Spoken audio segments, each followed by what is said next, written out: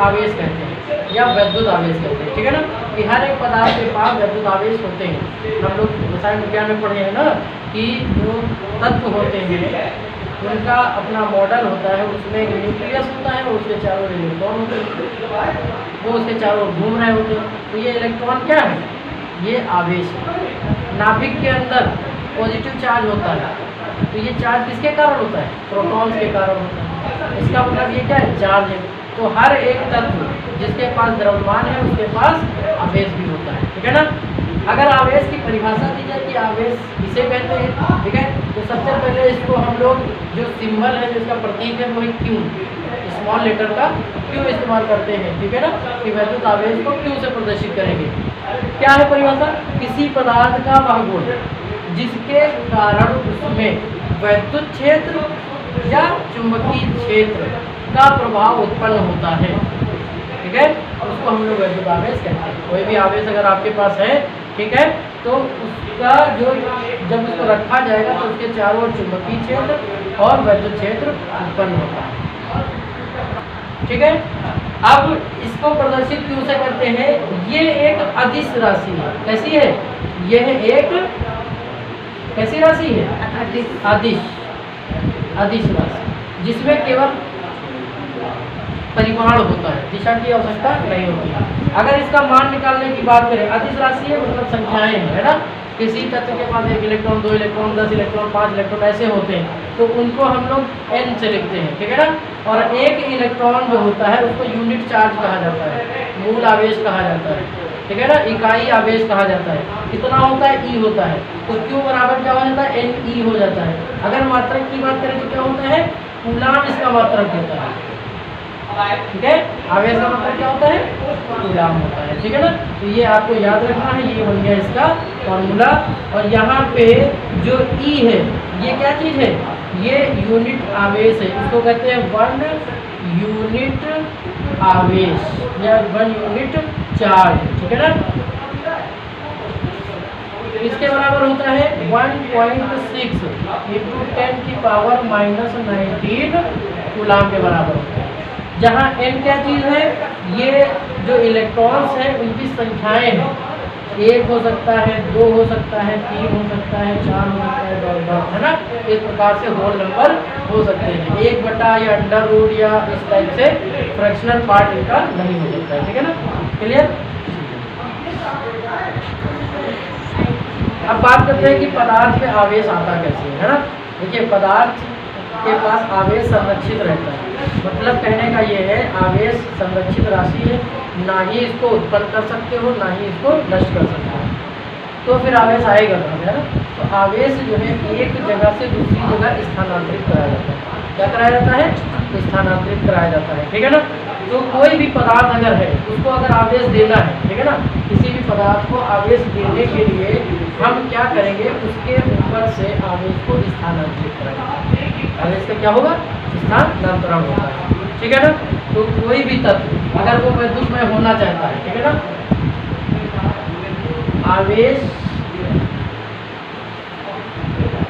उत्पन्न, है ना, कि कैसे आवेश को उत्पन्न किया जाए, है ना। तो कोई भी तत्व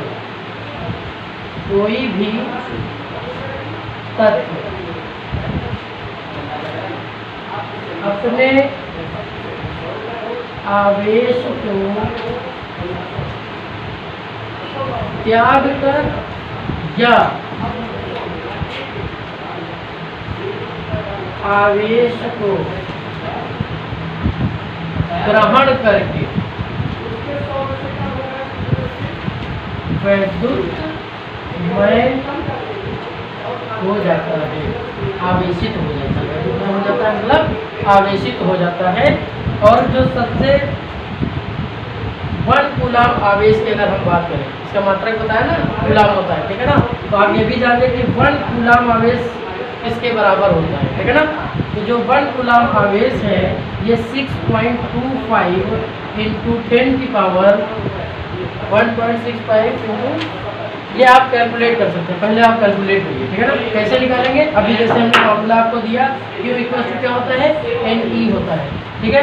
यहाँ Q का मान कितना है 1 कूलम, N हमको निकालना है, E का मान, क्योंकि ये क्वेश्चन भी आएगा इस टाइप से, ठीक है ना। E की वैल्यू 1.6 × 10⁻⁻19 होती है, कितनी होती है 19, तो यहाँ से N निकल जाएंगे, N इक्वल टू ये अपॉन में आ जाएगा 1/1.6 × 10⁻⁻19, ये पॉइंट हटाओ, यहाँ 0 पर जाएगा, ये 10/16 × 10 की पावर ऊपर जाएगा तो प्लस का हो जाएगा ना, एक इसमें जोड़ दो 100/16 कर लो × 10 की पावर कितना बचेगा 18 बचेगा। 100 से 16 को से डिवाइड करेंगे जब 100 को कितना आएगा 6.25 × 10 की पावर 18 इलेक्ट्रॉन आ जाएंगे। कितने इलेक्ट्रॉन्स होते हैं किसमें 1 कूलम चार्ज में। आपसे कभी कभी पूछ लेगा कि 1 कूलम चार्ज में कितने इलेक्ट्रॉन होते हैं, आप क्या बताएंगे 6.25 × 10 की पावर 1, ठीक है ना। डिवाइड करके देख लेना, यही आएगा, ठीक है। 16 छक्का 96 पॉइंट लगेगा, है ना। 16 दूना 32 हो जाएगा, उधर 8 बचेगा, 16 × 80 हो जाएगा, ठीक है ना। तो ये पूरा इलेक्ट्रॉन्स आ जाते हैं कि कितने इलेक्ट्रॉन्स होते हैं। अब बात करते हैं कि जैसे हमने बताया कोई भी तत्व अपने अंदर से आवेश कैसे उत्पन्न करता है या कैसे वो विद्युतमय हो जाता है, इसको हम लोग एक एग्जाम्पल से उदाहरण से समझ लेते हैं, है ना। देखिए क्या है उदाहरण, ठीक है। अब इसमें क्या होता है कि हम या तो हीट दे दें या उसको घर्षण दे दें, दो तरीके हैं आपके पास, ठीक है। आवेश किसी पदार्थ से निकालने के उत्पन्न करने के दो तरीके हैं, है ना। घर्षण दे करके कर दो, दो नहीं बहुत सारे तरीके हैं, ठीक है ना। हमारे कोर्स में हम लोग जो पढ़ रहे हैं, ठीक है ना। या तो उसको आवेश डायरेक्ट विभव दे दो, पोटेंशियल अप्लाई कर दो, या तो उसको घर्षण करो, है ना, घर्षण दे करके करो, ठीक है। तो इसको एग्जांपल समझिए कि हमें कैसे पता चला कि आवेश दो नेचर का होता है ना, त्यागता भी है और लेता भी है, ठीक है ना। त्यागने को मान लो हम प्लस बोल रहे हैं, लेने को हम माइनस बोल रहे हैं, वो भी समझेंगे, है ना। जैसे फॉर एग्जाम्पल आपके पास एक जो है ये यहाँ से रॉड बांध देते हैं, ठीक है। रॉड को बांधते हैं थोड़ा ऐसी लगा के, ठीक है।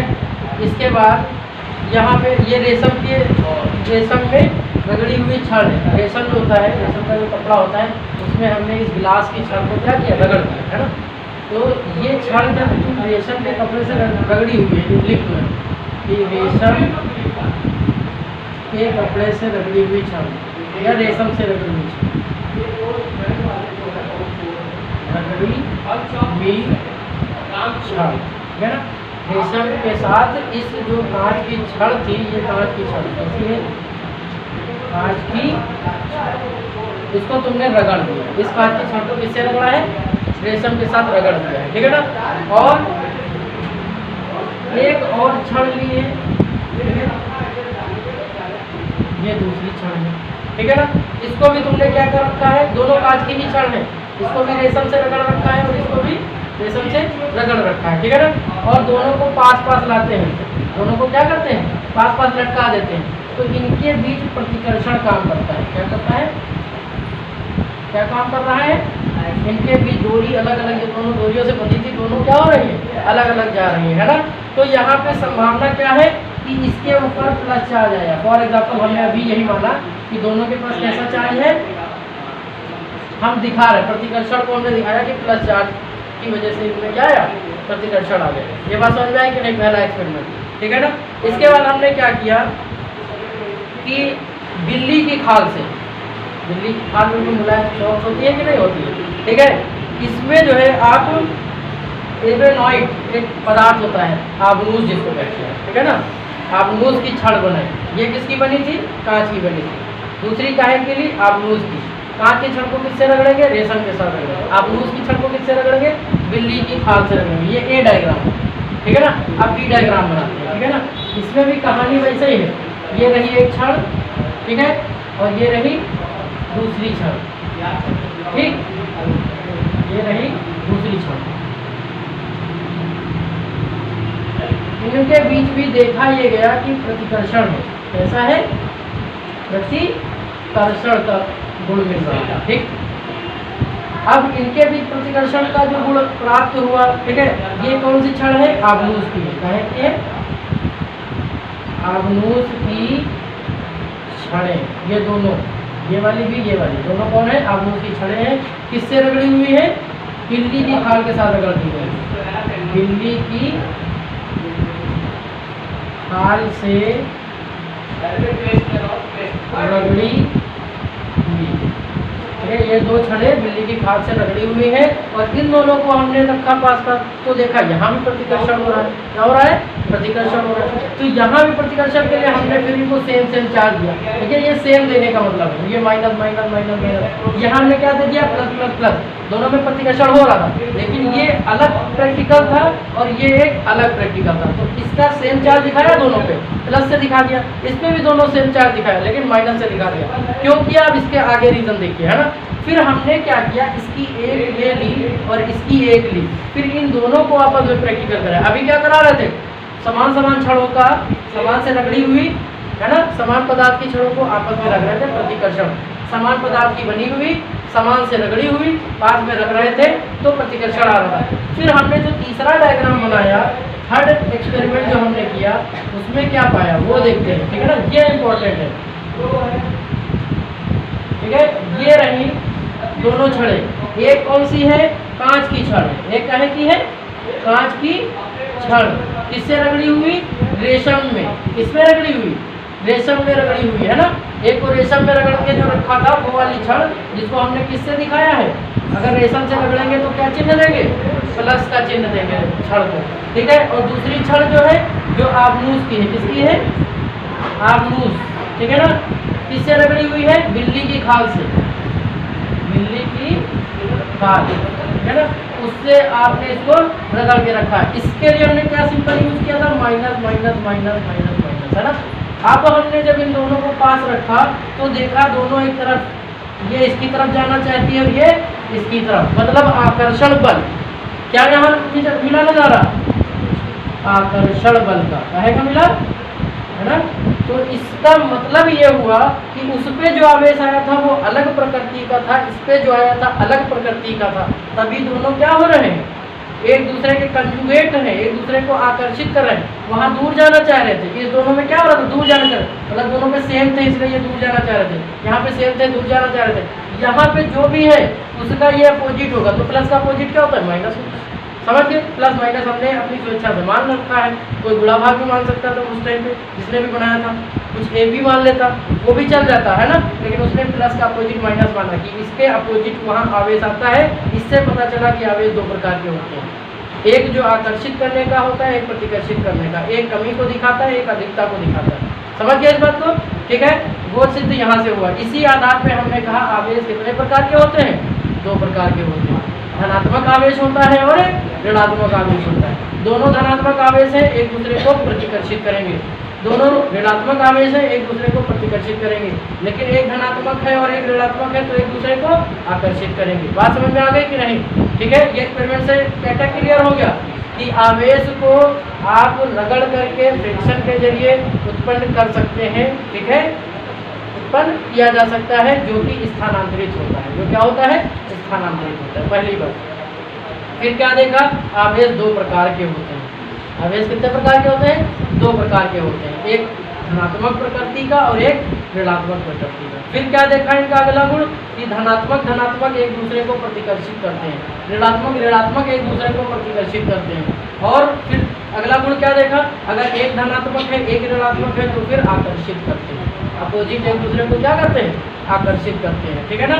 और क्या क्या गुण अभी इससे पहले वाले में पढ़ाया कि जो आवेश होते हैं वो आधा या फ्रैक्शन में, बटे में, अनुपात में नहीं होते हैं, होल नंबर्स में होते हैं। ऐसा नहीं आधा इलेक्ट्रॉन ट्रांसफर होगा, 1.5 इलेक्ट्रॉन ट्रांसफर होगा, ऐसा कुछ नहीं होता है ना। चार्ज पूर्ण रूप से स्थानांतरित होते हैं। इसको चार्ज का क्वांटम नेचर कहा जाता है। इसको क्या कहते हैं? आवेश का क्वांटम नेचर कहा जाता है। क्लियर हुआ आवेश? कूलाम का नियम क्या है? ठीक है ना। कूलाम के नियम क्यों आया, उन्होंने अपना नियम क्यों दिया वो देखिए। जो भी हम लोगों ने एक्सपेरिमेंट किया, प्रयोग किया, हमने देखा कि जब समान समान आवेश वाली छड़ें पास लाई जाती थी तो वहाँ प्रतिकर्षण हो रहा था, एक बल कार्य कर रहा था। और अगर विपरीत आवेश वाला ला रहे थे तो आकर्षण का बल कार्य कर रहा था कि नहीं। तो इस चीज को वैद्युत बल कहते हैं। अब अगर आकर्षित हो रहा है तो आकर्षण बोल देंगे, प्रतिकर्षित हो रहा है तो प्रतिकर्षण बोलेंगे, है ना। तो आवेशों की वजह से एक दूसरे की तरफ आकर्षित और प्रतिकर्षित करने वाले बल का नाम क्या है? वैद्युत बल। ठीक है, इसका जो प्रयोग किया गया वो कूलाम ने किया। किसने किया? कूलाम ने। ठीक है, ये फ्रांसीसी वैज्ञानिक थे, इन्होंने 1785 में, ठीक है, 1785 में अपने प्रयोग के द्वारा ये सिद्ध करके दिखाया कि अगर दो आवेश कुछ दूरी पर रखे, दो आवेश कुछ दूरी पे रखे हों तो उनके बीच जो वैद्युत बल कार्य करता है उसका परिमाण क्या होगा, उसकी दिशा क्या होगी, है ना। इसके लिए उन्होंने एक नियम बना के दिया जिसको हम लोग क्या कहते हैं? कूलाम का नियम कहते हैं। ठीक है ना, कूलाम का नियम। क्लियर है? नियम क्या था? किन्हीं दो स्थिर बिंदु आवेशों, स्थिर देखो ऐसे करके लिखा गया, रुका है स्थिर है, गोला है इसलिए बिंदु है, ये बिंदु साइज का है, हमने बड़ा बनाया लेकिन ये बिंदु के आकार का है। ये एक कोई चार्ज है Q1, ठीक है, यहाँ से कुछ दूरी पर एक दूसरा चार्ज है। कितना चार्ज है ये? Q2 चार्ज है। कुछ दूरी पर है, कितनी दूरी पर है? R दूरी पर है। अगर एक ऐसी व्यवस्था की जाए, एक Q1 आवेश उससे कुछ दूरी पर R दूरी पर दूसरा Q2 आवेश रख दिया जाए तो इनके बीच एक आकर्षण या प्रतिकर्षण का बल, वैद्युत बल कार्य करने लगता है। अगर इसका मान देखना चाहते हैं तो इसका मान जो इनकी मात्राएं हैं इनके गुणनफल के समानुपाती, मतलब इनके बीच लगने वाला जो बल है उसका मान आवेशों के गुणनफल के अनुक्रमानुपाती और इनके मध्य जो दूरी है, इनके मध्य जो दूरी है उसके वर्ग के व्युत्क्रमानुपाती। इनके वर्ग के क्या होता है? वर्ग, वर्ग मतलब स्क्वायर कर दो, है ना, वर्ग के व्युत्क्रमानुपाती होता है। ठीक है ना। और अगर दिशा की बात करें तो ये इसी रेखा के अनुदिश, जहाँ ये चार्ज रखे हो तो रेखा को बराबर करके बढ़ा दो तो बल इसी रेखा पे रहेगा, या तो बाहर की तरफ रहेगा या अंदर की तरफ रहेगा। आकर्षित करेगा तो अंदर की तरफ होगा, प्रतिकर्षित करेंगे तो बाहर की तरफ होगा, लेकिन कहाँ रहेगा? रेखा पर ही रहेगा, रेखा से लंबवत नहीं जाएगा, अनुदिश काम करेगा, दिशा के अनुदिश, है ना, दिशा में ही कार्य करता है। ठीक है, तो यहाँ से नियम क्या बन के आया? F is proportional to Q1 Q2 upon R square. Experimentally जब इसको प्रूव किया गया, ये प्रोपोर्शनल साइन हटाएंगे, ठीक है, तो हम एक नियतांक लिखते हैं। मान लीजिए स्मॉल के एक नियतांक लिखते हैं, ठीक है, Q1 Q2 अपॉन में R स्क्वायर। ठीक है, बल है, इसका मतलब क्या होता है? न्यूटन होता है। बल का मतलब क्या होता है? न्यूटन होता है। ठीक है ना। यहाँ पे अगर K की बात करें, जहाँ जो हमारा K है इसको हम लोग कहते हैं 1/4 पाई एप्सिलॉन नॉट एयर के केस में। एयर के केस में इसको क्या लेते हैं? Epsilon not. अगर कोई माध्यम है तो यहाँ पे लगाते हैं कैपिटल K। क्या लगा देते हैं? कैपिटल K लगा देते हैं, है ना। और अगर केवल एयर है तो 1/4 पाई एप्सिलॉन नॉट होता है। ठीक है ना। अगर आपसे कहें कि इसका मान कितना होता है 1/4 पाई एप्सिलॉन नॉट का, ठीक है, तो इसका मान होता है 9 × 10⁹। ठीक है। मात्रक क्या होता है? मात्रक क्या हो जाएगा? न्यूटन मीटर स्क्वायर पर coulomb square, newton metre square पर कूलाम स्क्वायर। ठीक है। अब बात कर लेते हैं बड़े के की। ये क्या चीज़ है? बड़ा के जो है यहाँ पे इसको हम कहते हैं परावैद्युतांक। क्या बोलते हैं? परावैद्युतांक। ठीक है, डाइलेक्ट्रिक कांस्टेंट बोला जाता है। इसका मान अगर वायु के लिए कहें तो कितना होता है? 1 होता है। निर्वात या वायु के लिए का मान क्या लेते हैं? 1 लेते हैं। इसमें एक और टर्म आया है जिसको हम लोग क्या कहते हैं? एप्सिलॉन नॉट बोलते हैं। क्या बोलते हैं? Epsilon not. इसको कहते हैं निर्वात या वायु की विद्युतशीलता। निर्वात या फिर वायु की विद्युतशीलता, विद्युतशीलता। ठीक है ना। अगर इसका मान पूछ ले कितना होता है तो 8.85 × 10⁻⁻12। इसका मान जैसे इसके अपोजिट होता है सेंटीमीटर पर कूलाम पर न्यूटन मीटर। क्लियर? ये इतने आपको मान भी याद करना है। न्यूमेरिकल सॉल्वर बहुत काम आने वाले हैं। न्यूमेरिकल लगाओगे बार बार, एयर में ही ज़्यादातर होगा सिस्टम, 1/4 पाई एप्सिलॉन नॉट ही लेना, ठीक है, कर देना, क्योंकि वायु और निर्वात के लिए 1 हो जाता है ना। लेकिन एक पूछ ले क्या कहते हैं? परावैद्युतांक कहते हैं, है ना। एक आदमी न्यूमेरिकल इस पे भी आ सकते हैं। क्लियर है इतना? ठीक है, ये है कूलाम का नियम। समझ में आ गया ना? ठीक है। चलिए अब अगला हम लोग देखते हैं कूलाम के नियम का सदिश स्वरूप। क्योंकि देखिए बल एक सदिश राशि, पीछे वाले पॉइंट मेंशन भी कर देना, ठीक है ना। जहाँ पे भी हमने डिटेल लिखवाई थी, बल कैसी राशि है, सदिश राशि। अगर ये सदिश राशि है तो उसका सदिश भी निरूपित किया जा सकता है ना। तो चलिए करके देखते हैं, ठीक है। तो अब हम क्या करते हैं कि ये हमारा रहा एक बिंदु जो है Q1, ठीक है ना, और ये रहा कोई दूसरा बिंदु इस जगह पे Q2, ठीक है ना। ये 1 है और ये वाला 2 है। बल हमने बताया दो प्रकार के होते हैं, है ना, प्रतिकर्षण वाला भी होता है, आकर्षण वाला भी। ये इस पे बल लगाएगा और Q2 वाला Q1 पे बल लगाएगा। कुल मिला के बल तो दोनों पे लगने वाला है ना भाई। एक पे लगाएगा, दूसरा दूसरे पे लगाएगा। इन दोनों के बीच की दूरी कितनी है, r दूरी है। अब यहाँ डिपेंड करेगा तुम किस पे बल देख रहे हो, है ना। फॉर एग्जाम्पल अगर हम बल देखना चाहते हैं Q2 पे, कि Q1 जो बल लगा रहा है Q2 पे कितना लगा रहा है ये पता करना है, ठीक है ना। तो जाहिर सी बात है बल तो रेखा के अनुदिश ही बनाएंगे। ये देखो बल बना दिया हमने, सदिश राशि है, वेक्टर बना दिया। इसमें चिन्ह का कोई काम नहीं रहता, प्लस माइनस का कोई काम नहीं रहेगा। जब सदिश राशि होती है तो वहाँ चिन्हों का काम नहीं होता है, वेक्टर की दिशा का काम होता है, ठीक है ना। तो ये हम इस पे देखने वाले हैं। बल किस पे देखने जा रहे हो, 2 पे देखने जा रहे हो। देखो जिस पे देख रहा हो उसको पहले लिखा जाता है F2। F मतलब बल, 2 मतलब दूसरे पे देख रहा हो। किसकी वजह से, कौन लगाने वाला है, 1 लगाने वाला है। तो इस बल का नाम क्या हो जाएगा, 2-1 हो जाएगा, F21। ये 2 पे बल लग रहा है ना। अगर हम इस पे बल बताओ तो जाहिर सी बात है इस पे बल मान लो हम ऐसे बना देते हैं ना। तो ये बल इस पे देख रहे हो, 1 पे देख रहे हो, कौन लगाने वाला है, 2, है ना। तो कुल मिला के इस पे लगने वाला बल, इस पे लगने वाला बल पता चल गया कि नहीं, ठीक है ना, क्लियर है।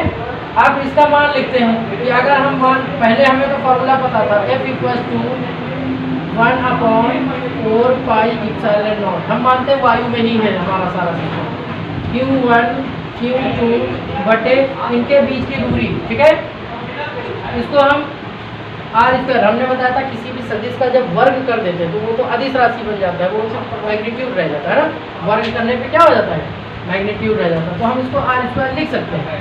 अब इसको, ये तो फार्मूला हो गया आपका 1/4 πε0 2/r²। किसमें बदलना है, सदिश में। किसी भी अदिश राशि को या परिमाण को, किसी भी परिमाण को यदि सदिश में बदलना है तो उसके साथ उसका एकांक सदिश गुणा कर दो। कौन सा सदिश, एकांक सदिश गुणा कर दो। एकांक सदिश का परिमाण 1 होता है, तो 1 से किसी चीज़ में गुणा करो कोई फर्क नहीं पड़ता है, ठीक है ना। तो एकांक सदिश का हम लोग कर देंगे गुणा, ठीक है ना। तो एकांक सदिश जिधर की तरफ दिशा हो, दिशा तो मिलाने वाली रेखा के अनुदिश है, तो रेखा की दिशा लेना पड़ेगा भाई। बल किस पे काम करता है, रेखा पे, मतलब जिधर की तरफ रेखा बल होगी उधर की तरफ, है ना। तो रेखा के अनुदिश, रेखा की दिशा क्या है, ये रेखा की दिशा निकाल लो। r² होगी, क्या होगी, r², ठीक। अब ये r² जो होगी, कौन सा r होगा, अब देखिए 1 से लग रहा है 2 पे लग रहा है, किस पे, 1 से 2। अगर तुम दिशा निकाल रहे हो, r किधर है, r यहाँ से यहाँ है, r यही तो है ना। 1 से 2 तक r है, तो 1 से 2 तक r है, ये दिशा ले लिया हमने। बल कौन सा लग रहा है, 2-1 लग रहा है। आगे बात समझिए, ठीक है ना। तो ये वाला बल हमने लिख लिया। अगर हम कहें ये वाला बल लिखो, ठीक है, दूसरा वाला। अब जब ये सदिश तुमने मल्टीप्लाई कर दिया तो इसमें सदिश बना दो। अब इसको वेक्टर फॉर्म में लिख सकते हैं। अब इस बल को देख रहे हैं 1, 2 को सदिश अब डायरेक्ट बना देते हैं, 1/4 πε0 हो जाता है, ठीक है ना। यहाँ पे बाकी कुछ नहीं बदलने वाला है, Q1 Q2 का r² रहने वाला है। और अब यहाँ से यहाँ Q2 लगा रहा है, 1 पे लगा रहा है, तो 2 से 1 पे लग रहा है ना। कहाँ से लग रहा है, 2 से 1 पे लग रहा है। ये रहा एकांक सदिश, ये एकांक सदिश का सिंबल होता है ना। तो इसे कहते हैं कूलाम के नियम का सदिश स्वरूप, ठीक है ना। इसके बाद कुछ शर्तें भी आती हैं कि कूलाम के नियम की क्या शर्तें हैं, कहाँ लगेगा, लिमिटेशंस, है ना। तो देखो इसकी कुछ शर्तें है ना, ये कूलाम के नियम की शर्तें, कूलाम के नियम की शर्तें हैं भैया कुछ, ठीक है ना। जैसे एक शर्त ये कि बिंदु चार्ज स्थिर होना चाहिए, है ना। ये बात तो बताइए ना कि इस पे लगेगा स्थिर बिंदु आवेश पर। ये कब काम करेगा, जब तक स्थिर बिंदु आवेश नहीं होगा तब तक कूलाम का नियम काम नहीं कर सकता है, ठीक है ना। ये एक इम्पोर्टेंट चीज हुई। दूसरी बात क्या होता है, दूसरा पॉइंट, इसमें जो r होती है, ठीक है ना, जो r दूरी होती है वो बहुत कम होती है, ठीक है। एक आवेश से दूसरा आवेश क्या होना चाहिए, पास होना चाहिए। पता लगा एक आवेश यहाँ रख दिया, एक आवेश रख दिया 10 किलोमीटर दूर, तो कोई बल कार्य नहीं करेगा। मतलब ये बल दूरी के फर्क के साथ इसका मान कम हो रहा है ना, तो उच्चतम दूरी या बहुत अधिक दूरी पर भी ये लागू नहीं होता है ना। अगला पॉइंट क्या है, उच्च दूरी के लिए, उच्च दूरी पर, ठीक है, दिक्कत आती है बल के साथ। तीसरा अगला पॉइंट क्या लिख दे, एक और लिख दो, ठीक है। उच्च दूरी अगर होगी तो भी काम नहीं करता। या बिंदु चार्ज के अलावा रेखीय चार्ज घनत्व है ना, क्षेत्रीय चार्ज घनत्व है या आयतन चार्ज घनत्व है, तो चार्ज घनत्व के रूप में जब होगा, है ना, आवेश घनत्व के रूप में जब होगा, आवेश घनत्व पर भी कार्य नहीं करता, ठीक है ना। इसके लिए पॉइंट चार्ज ही चाहिए। अगर पूरी लाइन चार्ज कर दिया और इस टाइप से चार्ज कर दिया तो फिर ये जो है काम नहीं करता, ठीक है ना, क्लियर है। और इसके बाद कूलाम बल जो है ये केंद्रीय बल होता है। केंद्रीय बल मतलब ये उठा के ले आओ यहीं पे लगेगा, एक केंद्र पे काम करता है ना। ये इसके कुछ लिमिटेशन है, ठीक है। चलिए अब हम देखेंगे कि वैद्युत क्षेत्र किसे कहते हैं, ठीक है ना। ये एक दूसरी भौतिक राशि है। अभी तक आपने क्या क्या पढ़ा, एक आवेश के बारे में पढ़ा कि आवेश क्या होता है, आवेश एक भौतिक राशि है, ठीक है ना। कैसी राशि है, अदिश राशि है। फिर क्या पढ़ा, बल के बारे में पढ़ा कि आवेशों के बीच लगने वाला बल, कूलाम ने जिसकी खोज की थी, जिसके बारे में एक्सपेरिमेंटली प्रूव किया था, जिसको वैद्युत बल कहते हैं, ठीक है ना। वो भी क्या है, सदिश राशि है। फिर अब हम कहाँ पहुँचे हैं कि वैद्युत क्षेत्र क्या होता है। देखिए जब आवेश रखा होता है तो उसके चारों ओर एक प्रकार की ऊर्जा फैल जाती है, एक प्रकार की ऊर्जा होती है ना।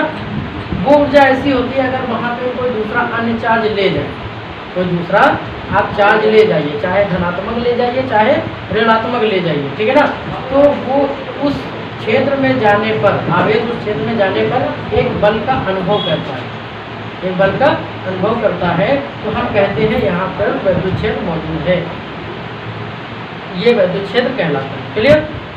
इसीलिए वैद्युत क्षेत्र की बात अगर आपसे पूछे कि इसका क्या मतलब है, वैद्युत क्षेत्र क्या होता है, तो प्रत्येक आवेश के चारों ओर का, एक आवेश जहाँ रखोगे तो उसके चारों ओर का एक ऐसा क्षेत्र उत्पन्न हो जाता है जिसमें कोई अन्य चार्ज ले जाने पर आकर्षण या फिर प्रतिकर्षण बल का अनुभव करता है, वैद्युत क्षेत्र कहलाता है, क्लियर। जैसे आप बल्ब जलाते हैं, बल्ब के चारों ओर क्या हो जाती है, लाइट उत्पन्न हो जाती है, जैसे ऑन करते हैं, ऑफ कर देते हैं, बंद हो जाता है ना।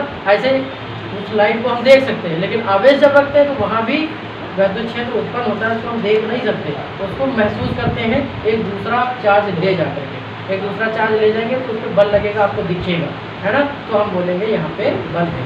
अब बात आती है कि चलो बल लगने लगा, वहाँ पे क्षेत्र मौजूद हो गया है ना, क्षेत्र की वजह से ही बल लग रहा है, लेकिन ये है कितना, अगर बात परिमाण किया जाए, है ना, उसकी तीव्रता किया जाए कि उस बिंदु पर कितना वैद्युत क्षेत्र मौजूद है, ठीक है, तो इसको भी हम निकाल सकते हैं। इस चीज़ को किसी पर्टिकुलर बिंदु पर, उस क्षेत्र के भीतर एक बिंदु पर जो वैद्युत क्षेत्र होता है उसको कहते हैं उस बिंदु की तीव्रता, वैद्युत क्षेत्र की उस बिंदु पर तीव्रता, ठीक है ना। इसका प्रतीक क्या होता है, बड़ा ई होता है, ठीक है ना। ये भी क्या है, सदिश राशि, इसलिए क्या बना देते हैं, एरो बना देते हैं, ठीक है ना। अब इसको कैसे परिभाषित किया, वैद्युत क्षेत्र के किसी बिंदु पर, भाई बिंदु का होता है ना, किसी बिंदु पर ही निकालते हैं वैद्युत क्षेत्र की तीव्रता, तो वैद्युत क्षेत्र के किसी बिंदु पर रखे परीक्षण आवेश, देखो परीक्षण आवेश होता है जिससे हम टेस्ट करते हैं कि यहाँ पे क्षेत्र है कि नहीं, इसके लिए एक आवेश होता है जिसको हम लोग क्यू नॉट से रिप्रेजेंट करते हैं, किससे करते हैं, क्यू नॉट, ये नॉट लिखा हुआ है, ठीक है ना, क्यू नॉट कैसा होता है, धनात्मक होता है, ठीक है ना, तो पॉजिटिव नेचर का होता है। इसको वैद्युत क्षेत्र के भीतर उस बिंदु पे ले जाते हैं जहाँ पे हमें तीव्रता निकालनी है, ठीक है ना। इस पे बल कार्य करेगा, उस पे एक बल कार्य करने लगता है ना, कि जो बल कार्य कर रहा है उसका और इस एकांक आवेश का अनुपात ले लेते हैं, है ना। एकांक आवेश पे जो बल लग रहा होता है उस बिंदु पर, उसी को हम लोग क्या कहते हैं, वैद्युत क्षेत्र की तीव्रता कहती है। इसका मात्रक क्या होता है, न्यूटन पर कूलाम होता है, न्यूटन पर कूलाम होता है। ये कैसी राशि है, एक सदिश राशि है, क्लियर है तकरीबन, ठीक है ना।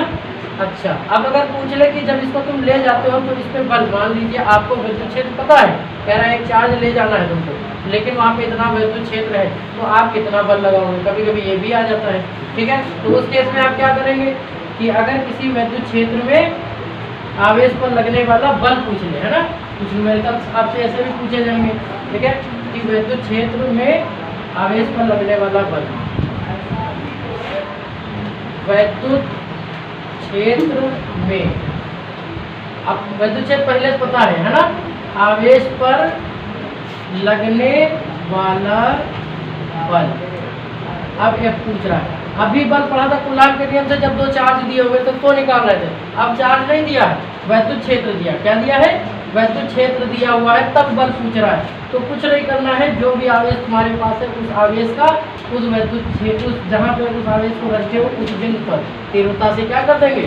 गुणा कर देंगे, मतलब बल आपको प्राप्त हो जाएगा। ये मात्रा क्या होता है? न्यूटन होता है, ठीक है ना। ये क्या हो गया? इसका फॉर्मूला हो गया। अगर शब्दों में हम लिखना चाहें तो बल बराबर क्या हो जाएगा? आवेश की मात्रा, जो भी आपकी आवेश है ना, आवेश की मात्रा गुणे वैद्युत क्षेत्र की तीव्रता, वैद्युत क्षेत्र की तीव्रता। लग जाएंगे न्यूमेरिकल इस पे, ठीक है ना। ये हो गया आपका फॉर्मूला, और बल है इसलिए मात्रा क्या लगा दिया करेंगे? न्यूटन लगा दिया करेंगे, ठीक है ना। तो बल निकालने का दूसरा भी फॉर्मूला हो गया कि अगर आवेश ना देके, दो आवेश ना दे करके एक आवेश दिया जाए और एक वैद्युत क्षेत्र दे दिया जाए तो भी आप बल ज्ञात कर सकते हैं, ठीक है। वैद्युत क्षेत्र की तीव्रता व दिशा कैसे ज्ञात करेंगे? जैसे हमने बल के लिए तो बता दिया था कि दोनों बिंदुओं को मिलाने वाली रेखा के अनुदिश कार्य करता है, यही तो बताया था। अब भैया इसके बारे में समझो। इसमें तो बहुत सीधा सीधा हिसाब है। अगर ये प्लस चार्ज रखा है, कैसा चार्ज रखा है? Plus charge. सोर्स चार्ज कैसा है? पॉजिटिव नेचर का है। तो ये वैद्युत क्षेत्र उत्पन्न करेगा। क्या करेगा? वैद्युत क्षेत्र को उत्पन्न करेगा। ये देखिए उत्पन्न हो रहा है वैद्युत क्षेत्र हर तरफ, जैसे लाइट जलती है ना बल्ब से, सेम वैसे ही प्लस चार्ज क्या करेगा? वैद्युत क्षेत्र उत्पन्न करेगा। अगर माइनस चार्ज है तो क्या करेगा? अगर माइनस चार्ज है तो वैद्युत क्षेत्र को अवशोषित करेगा। क्या करेगा? अवशोषित। वैद्युत क्षेत्र आके यहाँ पे खत्म हो जाएगा इस जगह पे आकर के, ठीक है ना। ये रहा। और अगर एक प्लस एक माइनस हो जाए, क्या हो जाए? एक प्लस हो और उसी के पड़ोस में क्या हो? एक माइनस, तो प्लस उत्पन्न करेगा, ये अवशोषित करेगा, प्लस उत्पन्न करेगा, ये अवशोषित करेगा, प्लस उत्पन्न करेगा, ये अवशोषित करेगा, प्लस उत्पन्न करेगा, ये अवशोषित करेगा। बात समझ रहे हो? एक जगह से उत्पन्न हो रहा है, एक जगह टर्मिनेट हो रहा है, एक एमिट कर रहा है, एक टर्मिनेट कर रहा है। बात समझ रहे? ठीक है। ये ऐसे करके फिर चार्ज बन जाते हैं, ठीक है। क्लियर? इस प्रकार से कुछ आकृति प्राप्त होगी, ठीक है ना। अगर दोनों प्लस या दोनों माइनस हो जाए, भैया ये भी समस्या समझ लो, है ना। ये रहे दोनों प्लस, हमको पता है ये भी उत्पन्न करेगा और ये भी उत्पन्न करेगा, तो ये एक दूसरे को कभी कट नहीं करते, इसलिए ये अपना रास्ता क्या कर लेंगे? मोड़ लेंगे ऐसे आकर के, है ना। बात समझ रहे हैं कि नहीं? ऐसे करके भाई दोनों तो उत्पन्न ही करने वाले हैं, समान समान आ गए, दोनों कैसे आ गए? समान आ गए, है ना। ओके, समझ में आई बात करें? यहाँ भी ऐसे ही हो जाएगा। ये देखिए ये भी उत्पन्न ही कर रहा है, उधर क्या कर रहा है? उत्पन्न। तो ये वाला जो जोन है यहाँ पे कोई वैद्युत क्षेत्र नहीं होगा। यहाँ पे क्या वैद्युत क्षेत्र होगा? आपको ऐसे क्वेश्चन देगा कि बताओ किस बिंदु पर वैद्युत क्षेत्र नहीं आएगा।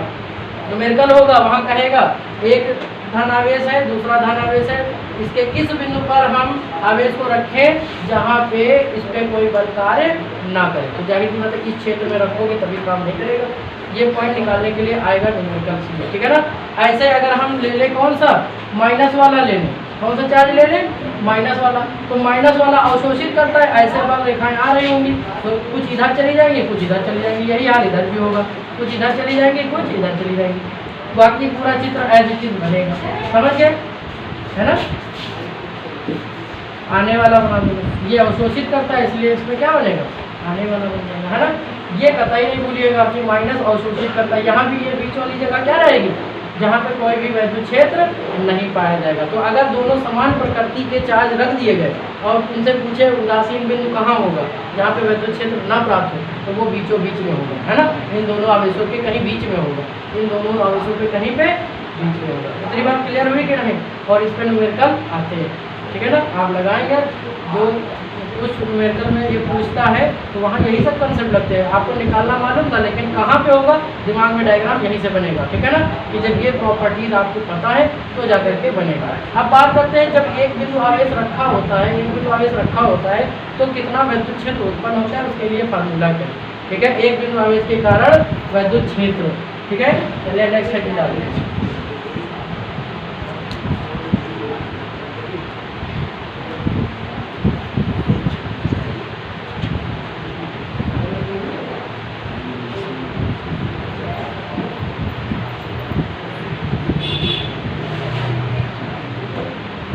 बिंदु आवेश के कारण वैद्युत क्षेत्र। ठीक है, हम लोग ये ज्ञात करेंगे। ठीक है, अब देखिए मान लीजिए हमारे पास एक कोई सोर्स चार्ज है, स्रोत चार्ज, स्रोत बोलते हैं इंग्लिश में, सोर्स कहते हैं, जिसका परिमाण कितना है, क्यू है।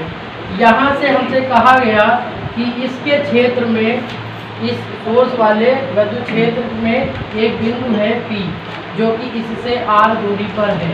आपको बताना है कि यहाँ पे जो क्षेत्र होगा वो कैसा होगा और कितना होगा। तो देखो ये प्लस है, तो जाहिर सी बात है ये ऐसे ही होगा, है ना, क्लियर है। अब इसके लिए हम कैसे यहाँ पता लगाएंगे, सबसे पहले हम यहाँ पे P बिंदु पर बल ज्ञात करेंगे। ठीक है ना, हम क्या करेंगे, P बिंदु पर